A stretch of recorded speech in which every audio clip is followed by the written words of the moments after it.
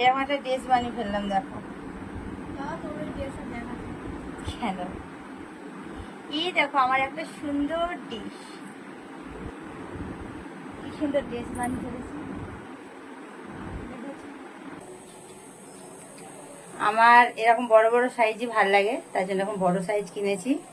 তো কার কি ভাল লাগে জানি না, তবে আমার ভাল লাগে। ঠিক আছে, কত বড়।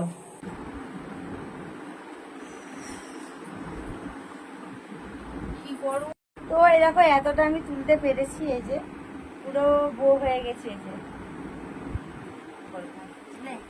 জানি আমার গাওয়া ভালো না, তাও আমি গানটা করলাম। পরিষ্কার করিনি, কলিংটা একটু ড্রেসিং টেবিলে পরিষ্কার করিনি। চলো আমার প্যান্টটাকে দিয়ে এই সবাইকে শুভ সন্ধ্যা জানিয়ে ব্লগটা স্টার্ট করলাম। তো সবাইকে, আর আমি এখন দেখো একটু সাজুগুজু করে নিয়েছি। মানে আমি গিয়েছিলাম, কোথায় গিয়েছিলাম ব্লগের মধ্যে থাকো অবশ্যই জানাচ্ছি। আমি গিয়েছিলাম বাজারে, কি করতে গেছিলাম সেটা আসলে বলে দিয়ে আগে।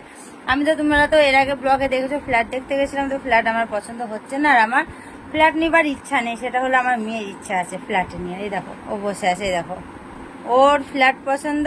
আমার হলো নিজস্ব একটা জায়গা কিনে মনের মতো একটা বাড়ি করব, সেটা পছন্দ। তার জন্য আমি একটা জায়গার খোঁজ পেয়েছিলাম, অনেক জায়গার খোঁজ পাচ্ছি, কিন্তু ওই বলছে নিয়ে যাব, যাচ্ছি, তারপরে আর লোকগুলো বলছে এই আজ না কাল, এরকম অবস্থা আছে। আজকেও গিয়েছিলাম, অনেক কটা জায়গা দেখার কথা ছিল, ওরা বললো কালকে, অনেকে বললো রবিবারের দিনকে।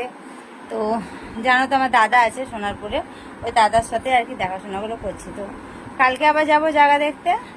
আর আজকে তো গিয়েছিলাম, দেখা হয়নি, যাচ্ছি আর ঘুরে আসছি, ভালো লাগছে না আমার, আর জায়গা দেখা হচ্ছে না। তো আমি বাজার গেছিলাম, বাজার থেকে কি কি কিনে নিয়ে এসেছি তোমাদের আগে দেখাই, চলো।